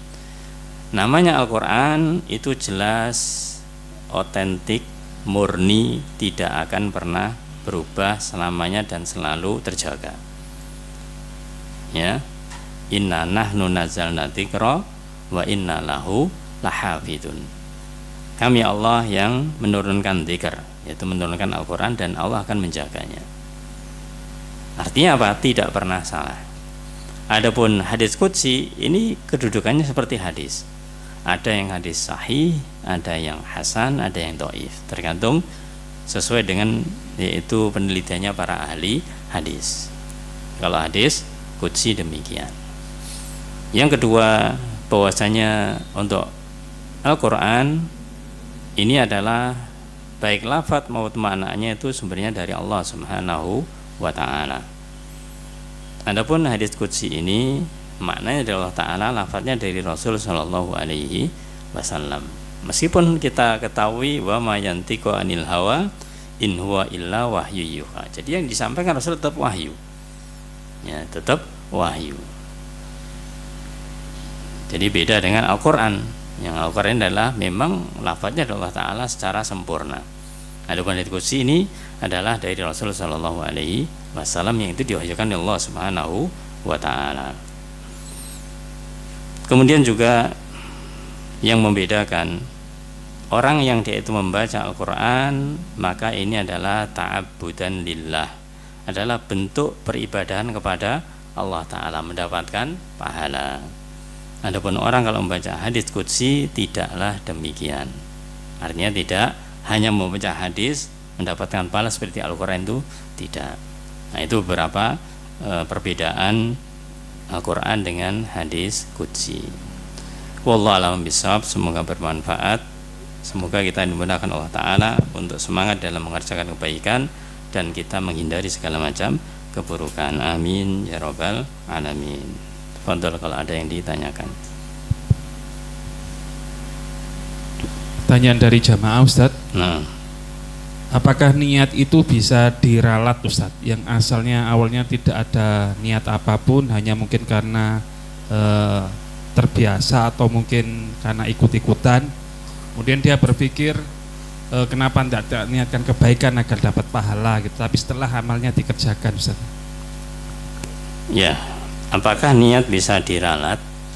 Yang perlu kita ketahui bahwasanya niat itu sebelum beramal, ya, sebelum melakukan amalan. Ketika orang mau beramal itu harus ada niat, harus ada namanya niat.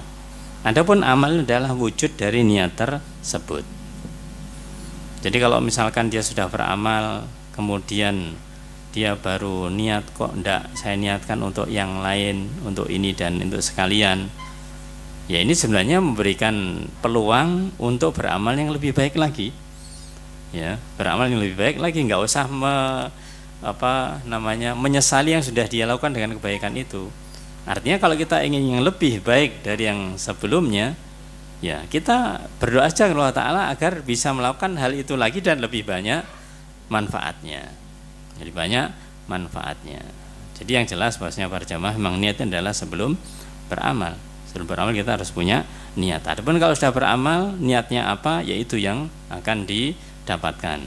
Adapun kalau misalkan meralat, nggak perlu diralat, ditambahi dengan amalan yang sama yang berikutnya, ya, apapun itu sudah, ya, supaya nanti kita itu bisa lebih baik di dalam mengamalkan. Itulah namanya kita itu belajar para jamaah. Kadang bahasanya contohnya begini, kita itu misalkan seperti tidak ada niatan kebaikan, ingin beli sesuatu di warung, ya, sesuatu yang mubah tentunya, ingin beli sesuatu di warung, sudah, karena ada niatan ya sudah biasa, transaksi biasa. Terus kemudian kita ingat, oh iya, warung itu kelihatannya rame, orangnya kok juga bahasanya lumayan mapan, tapi di sebelah sana ada orang yang dia itu warungnya agak sepi, orangnya juga agak kurang kaya bahasanya, tapi barangnya sebenarnya itu sama, mungkin bisa beda sedikit, ibaratnya harganya lebih mahal sedikit. Yang di warung rame itu harganya misalkan barang yang remeh katakanlah misalkan 5.000, yang di warung sepi itu misalkan 5.500, tapi dia memang orang yang membutuhkan. Nah, maka ketika kita setelah membeli di yang pertama, kemudian kita kepikiran ingin membantu, maka kita boleh beli di yang lainnya itu, ya, meskipun lebih mahal, maka itu adalah lebih baik. Selain kita mendapatkan kebutuhan kita, tapi mendapatkan niat membantu dia, ya. Atau mungkin di toko yang sama, maka kita ketika melihat mau membeli lagi, kita tambahkan niat kita niatnya selain kita membeli barang, kita juga ingin membantu dia. Jadi lebih baik tidak perlu disesali yang sudah kita lakukan yang sudah baik, tapi lakukan kembali dan ditambah dengan niat yang baik, ya. Wallahu a'lam bishawab. Pertanyaan berikutnya Ustadz, seseorang pernah mendaftar haji Ustadz, berniat haji, kemudian sudah mendaftar, kemudian setelah melihat kemungkinan bahwasanya porsi keberangkatannya dihitung dengan umurnya kok sepertinya tidak menjangkau Ustadz, kemudian dia batalkan untuk umroh Ustadz, apakah dia sudah mendapat pahala kebaikan haji Ustadz? Wallahu a'lam. Yang jelas kalau orang itu sudah punya niatan haji sampai dia itu sudah membayar, kalau kita kan sudah membayar DP gitu ya, membayar ikatan, apa bahasanya, membeli kursi, ya, membeli kuota, membeli kursi itu, maka niatan kita itu sudah sempurna, ya, itu niatan kita sudah sempurna, ya, karena memang prosesnya ini yang tidak bisa cepat, akhirnya harus nunggu sekian lama. Kemudian akhirnya kepikiran, waduh, kalau saya nunggu nanti nggak nutut, ya, umur sudah sekian, kalau nanti sampai tahun itu apa ya nutut, para jamaah, husnudzon billah ini harus ditentukan atau harus diyakinkan. Kita harus husnudzon kepada Allah Ta'ala. Cobalah lihat, ya, cobalah lihat orang-orang yang sudah berangkat haji. Mereka kadang usianya sudah sekian banyaknya, ya, sekian banyaknya. Ada yang mungkin 80, 90 bahasanya demikian. Dan biidznillah ternyata dia mampu untuk melakukannya. Kalau kita umur kita misalkan 40, nunggu kemudian 40 tahun lagi misalkan demikian, 80 apa nutut, kita harus husnudzon. 80 masih muda. Jenengan pinten Pak? Umurnya 70-an. Iya. Insya Allah masih kuat ya, insya Allah masih kuat. Jadi jangan suudzon kepada Allah Ta'ala, ya. Itu yang pertama. Bahwasanya kalau kita sudah niat semacam itu, maka jangan dirubah niatnya. Adapun pertanyaan berikutnya, gimana kemudian dibatalkan, kemudian umroh saja. Jelas, umroh dan haji berbeda para jamaah. Kalau haji itu kewajiban, kalau umroh itu sunnah. Sekali lagi, kenapa tidak berpikir lebih bermakna? Kalau memang kita sudah daftar haji dan pengen umroh, kenapa tidak minta kepada Allah, ya Allah, saya sudah niat haji, ya, tapi karena kondisi demikian, ya paling tidak mudahkanlah saya Allah untuk bisa umroh. Jadi gak perlu ngudik-ngudik yang haji ini, sudah niat aja umroh, Allah akan berikan rezeki insya Allah dengan keyakinan kita. Jadi gak perlu kita menghitung secara matematis, waduh nunggu sampai sekian, nanti belum lagi terjadi inflasi yang tadinya satu ongkos haji tahun ini sekian, kalau tahun itu sudah jadi berapa, sementara pekerjaan saya sudah semakin menurun, penghasilan kurang. Akhirnya pikirannya sudahlah nggak jadi haji, saya tak umroh saja. Bukan menghilangkan keinginan umrohnya, tidak, tapi bahasanya eman, sayang, yang sudah niatan haji yang sempurna itu kemudian akhirnya hilang, ya.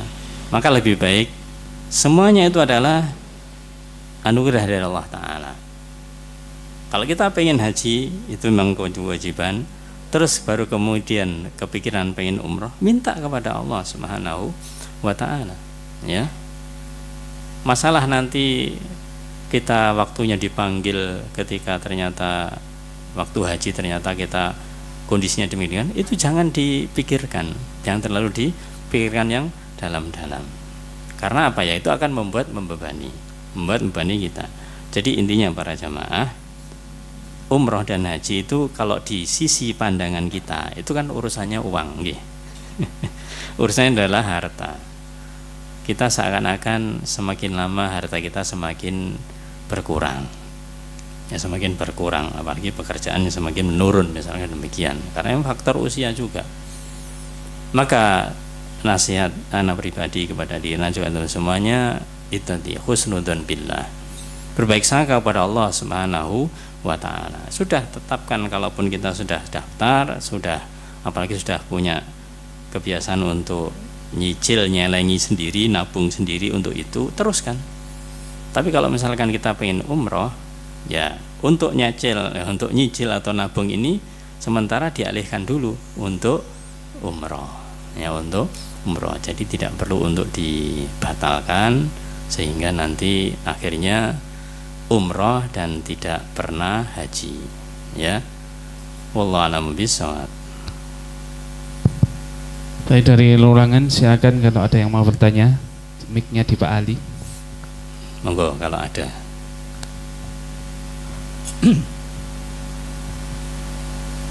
Masalah itu Ustaz, masalah bulan-bulan haram Ustaz. Yeah. Kan ada 4 ya.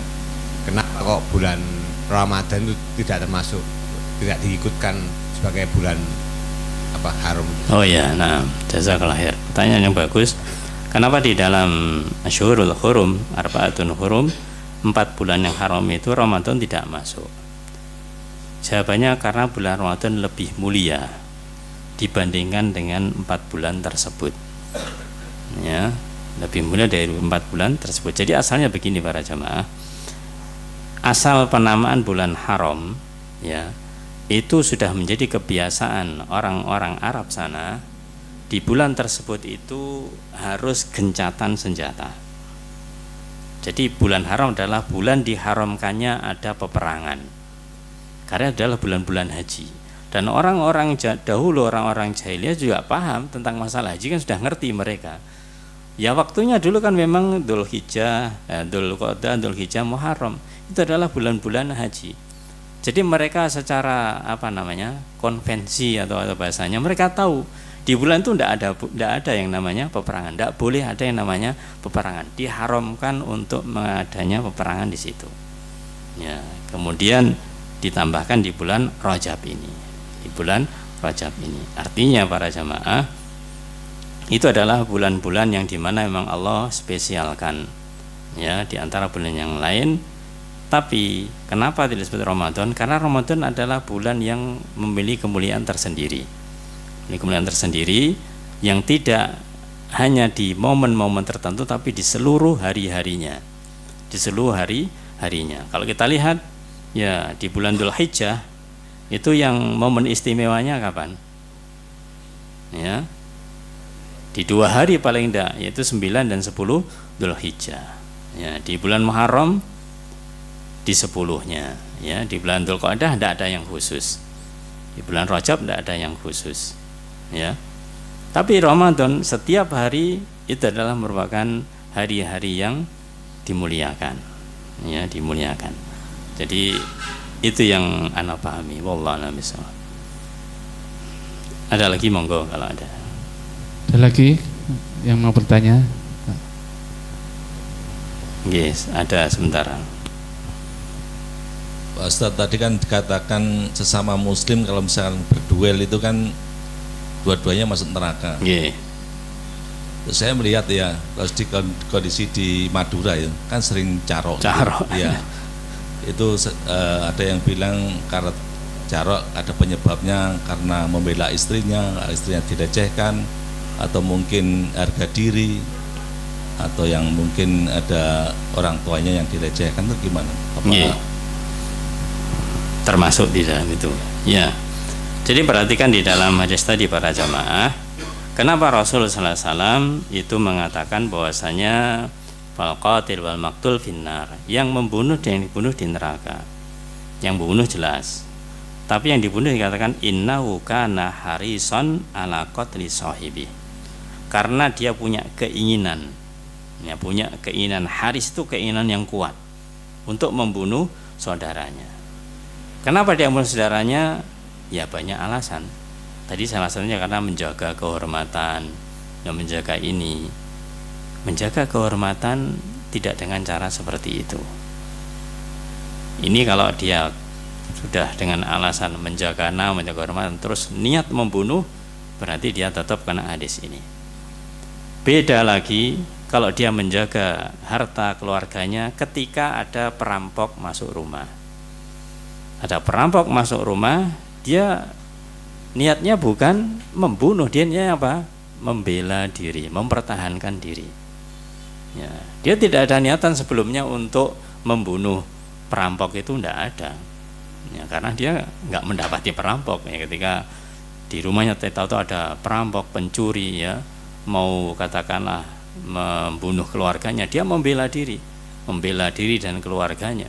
Ya, caranya tidak lain dengan cara ya melawan gitu, dengan cara melawan. Nah, ketika dia melawan kemudian akhirnya dia membunuh, maka ini beda.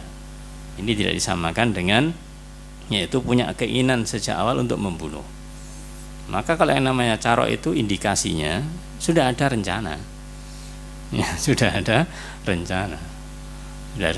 Yang satu nantang, yang satu ngeladeni. Yang ngeladeni berarti dia jangan niatan membunuh ya.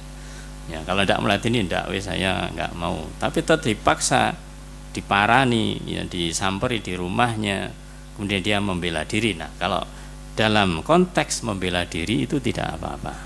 Tapi kalau dalam konteks yaitu apalagi membalas dendam, berarti ada niatan untuk membunuhnya. Wallahu a'lam bishawab. Cukup nggih? Cukup Ustaz. Alhamdulillah. Barakallahu fikum. Mungkin itu sampaikan, kita cukupkan dengan doa kafaratul majelis. Subhanakallahumma wa bihamdika asyhadu an la ilaha illa anta astaghfiruka wa atubu ilaik. Assalamualaikum warahmatullahi wabarakatuh.